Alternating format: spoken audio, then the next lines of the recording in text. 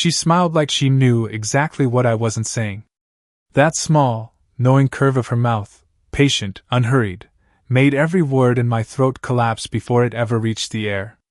It wasn't supposed to be a moment. Just the two of us left behind after a late meeting, a few stray lights humming over the polished conference table. Her husband's name was still printed across the folders we'd been sorting through, a quiet reminder of the lines either of us ever mentioned aloud. But she lingered. Her fingers rested on the edge of the table, tracing the wood grain like she was trying to remember something from a long time ago. I couldn't stop watching the way her wedding ring caught the light, how it flashed, then faded, like a heartbeat slowing down. "You look like you're thinking too hard again," she said softly. Her voice always sounded like the part of a song that fades before the last note. I laughed under my breath, pretending to focus on the paperwork. "Just trying to keep up." "Don't." She leaned closer. "You're already ahead of most people here." The way she said "here" made it sound like more than just the office, like she meant this world of rules and expectations and half-kept promises. I could smell her perfume, something faintly floral and clean, and it made the air feel warmer than it should have. She was beautiful, yes, but not in the way people said it when they were being polite. There was something lived in about her beauty, softened by time and sharpened by everything she'd survived. Her confidence was effortless, almost dangerous, but underneath it, I sensed something quieter. Something that watched the door even when she smiled. She picked up her pen and twirled it between her fingers. "You always did know how to steal my thoughts," she said, the words half a tease, half a truth. I froze for a second, not because of what she said, but because of how easily it came out. Like she'd been holding it in for years. "I doubt that," I managed. Her eyes flicked up, steady, unreadable. "Do you?" The silence that followed wasn't awkward. It was full, like the air had thickened with all the things either of us dared to say. I watched her hand brush a stray strand of hair behind her ear, her sleeve sliding just enough for me to see the faint edge of a scar near her wrist. Something about that small imperfection made her seem impossibly human. Outside, the office was dark. Only the city lights pressed through the blinds, cutting thin lines across her face.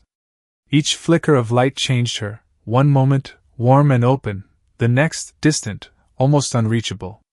She closed the folder slowly. "You shouldn't look at me like that." "Like what?" "Like you mean it."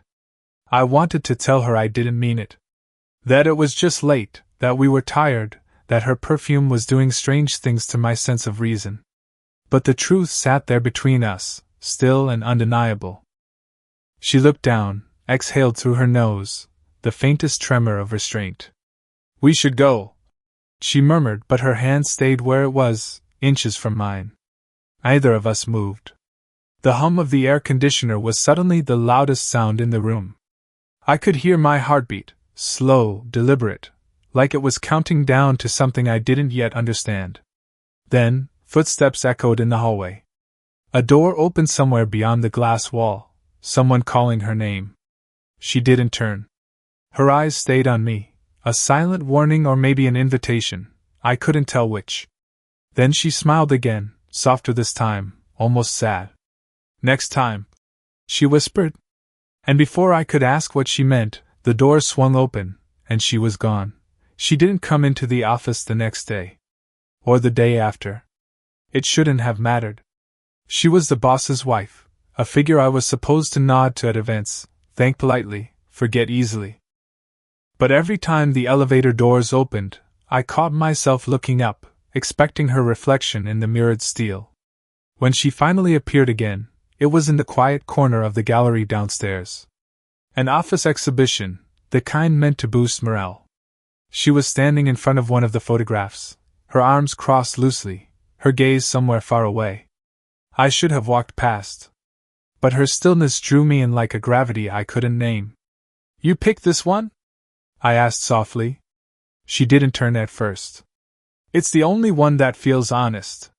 The photo showed an empty park bench under rain. 2 coffee cups on the ground, one tipped over. "Reminds me of something that never happened," she said. Then she finally looked at me, her eyes tired but lit from somewhere inside. Her husband was away that week. I knew because everyone knew. He was the kind of man whose absence filled a room louder than his presence ever could. Do you ever get tired of being careful? I asked before I could stop myself. She smiled faintly. I've been careful for half my life. It's a habit. Her tone wasn't bitter, just quiet. Worn. I wondered what it meant to live in rooms full of people who saw you only in relation to someone else. I wanted to say something, anything that might make her feel less alone, but instead, I just nodded. She noticed, of course. She always did. You don't talk much, do you? She said. Not when I don't trust myself. That made her pause. Her lips parted slightly, then she looked away, brushing invisible dust from her sleeve. The faintest tremor in her hand betrayed her calm. I used to paint, she said after a while. Before all this. Before I learned to schedule my emotions between meetings. I didn't know why that hurt to hear. There was no one else in the room now. The sound of the building, faint air vents, distant footsteps, faded until all that was left was the rhythm of our breathing. She turned toward me, close enough for the scent of her perfume to stir something I couldn't hide anymore. Her hand lifted, maybe to fix her hair, maybe not, and brushed lightly against my shoulder. I froze. So did she. Either of us stepped back. For a moment, the years between us dissolved, the rules, the titles, the reasons we shouldn't. There was just the warmth of her skin through fabric, the small hitch in her breath, the weight of everything unspoken. Then she caught herself, withdrawing slowly, fingertips leaving the air charged and trembling. Someone will see, she whispered. But her voice didn't sound like warning. It sounded like hope pressed into fear. I didn't answer. I just stood there, memorizing the shape of the distance between us. When she finally left, she glanced back once, not long enough to be sure I saw it, but long enough for me to know she meant me to die. It started with rain. One of those sudden city downpours that turned daylight into dusk. The kind that sent everyone running except her. She stood under the glass awning outside the building, arms folded, watching the street blur into watercolor. I had stayed late again. I didn't even know why anymore. Maybe I'd hoped for this. You'll get soaked, I said, stepping beside her. She smiled without looking at me. Maybe I don't mind. The rain pressed against the glass between us and the world. The air smelled of asphalt and something faintly floral. Her. Close enough now that if I shifted an inch, my shoulder would touch hers. Your husband, I started, but the word hung heavy, awkward. Isn't here, she finished quietly. And neither are you, apparently. Her tone was soft, but it cut through me, half joke, half confession. A gust of wind caught her hair, brushing it against my arm. She didn't move away this time. Her hand came up to steady herself against the wall, and mine followed, almost by reflex. Our fingers didn't meet, but they hovered close enough to feel the warmth. The pause between us stretched, each heartbeat its own tiny betrayal. You shouldn't be out here with me, I said. Then go back inside. I didn't move. Neither did she. The light above flickered, painting us in uneven gold. I caught her watching me, not with surprise but with recognition. Like she'd already imagined this, and was only waiting to see if I'd catch up. Then a voice echoed behind us, sharp, unexpected. Mrs. Kellen? We both turned. One of the senior managers, umbrella in hand, looking startled to find us there.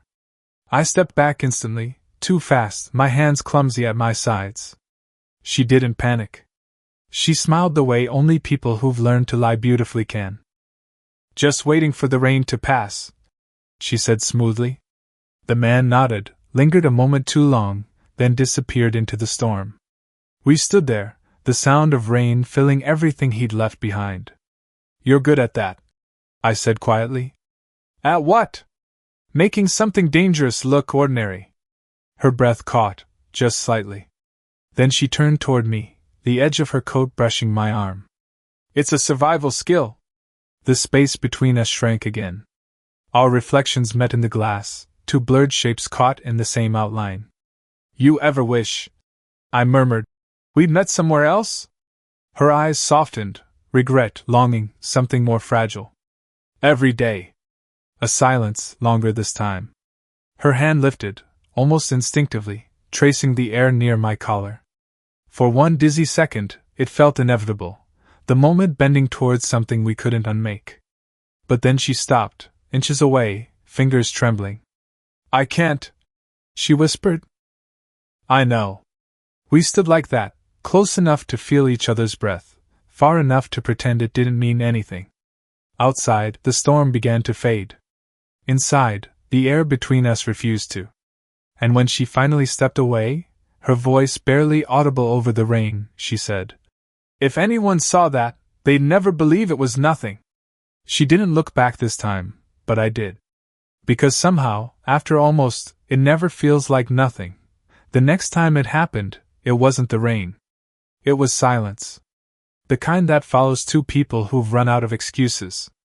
We were alone again, a presentation run late, the others gone, the city outside dim and electric. The hum of the copier, the soft buzz of the lights, every sound felt too loud.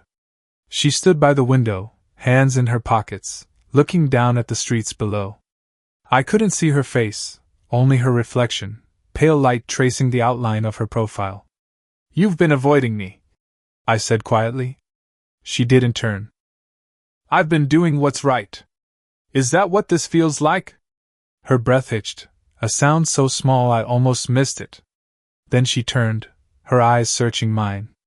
"You think this is easy for me?" I shook my head. "No. I think it's impossible for both of us." That made her laugh, once sharply. "You're too young to sound that sure of anything." "Maybe. But I'm sure of you." She froze at that. The kind of stillness that means everything's about to break. I stepped closer, not touching, just closing the space that had been haunting both of us for weeks. She didn't move away. Her perfume, that faint, clean note, caught the air between us. "Don't," she whispered, but the word trembled instead of warning. "Then tell me to stop." Her lips parted, but no sound came. I reached out, slow, deliberate, and brushed a strand of hair from her face. It was softer than I remembered. The motion should have been innocent, but it wasn't. The warmth of her skin lingered against my fingertips, and I couldn't pull back. Her eyes closed for a second too long. When they opened, there was something raw there, not polished, not composed. Just human. "I hate that you make me feel like this," she said, her voice breaking at the edges. "How's that? Like I'm still alive?" Something inside me cracked at that. I took another half step forward, close enough now that her shoulder brushed against my chest, her breath shallow, uneven. "Say it," I murmured. She shook her head, but her hand rose and pressed lightly against my chest, not pushing, not pulling, just there. "You don't know what this would cost me," she whispered. "I do. I'm here anyway." Her gaze flicked to my mouth, then back to my eyes. That was all it took, a fraction of movement, a shared breath that turned into gravity.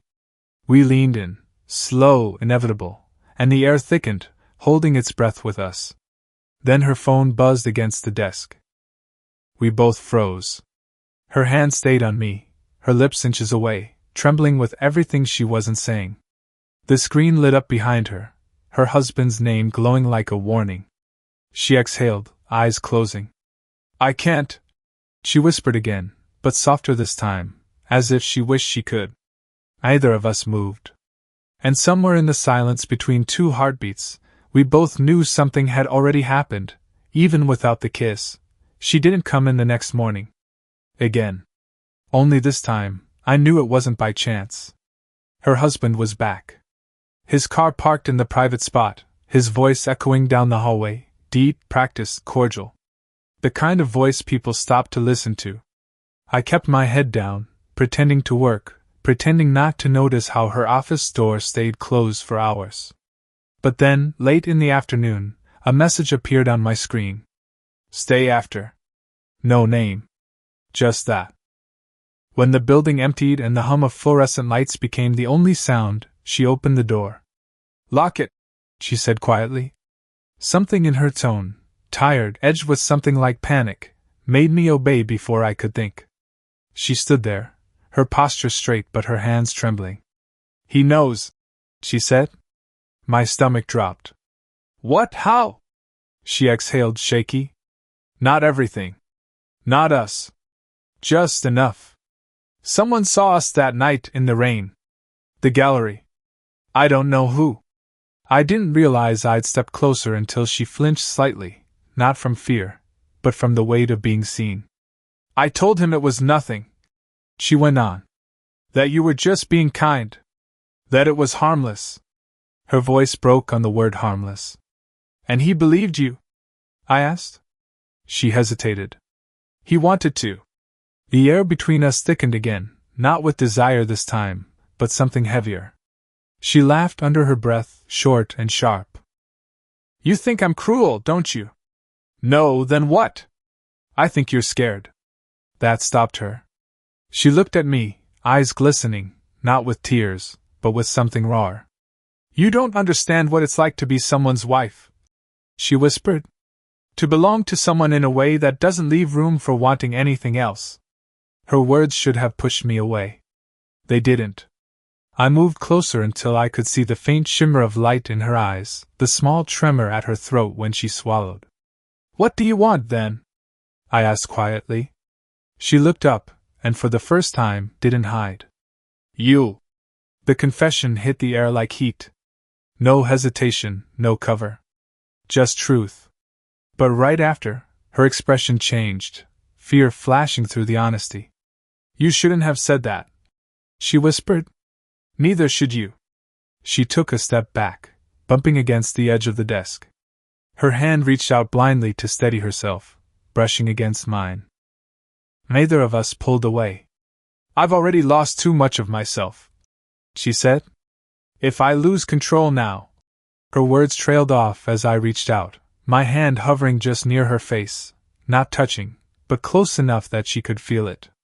Then don't call it losing, I said. For a heartbeat, she leaned into the space between us, a fraction of surrender. Then the door handle rattled. Both of us froze. Her assistant's voice filtered through the crack. Mrs. Kellen? Your husband's looking for you. Her hand slid from mine, the contact vanishing like a secret.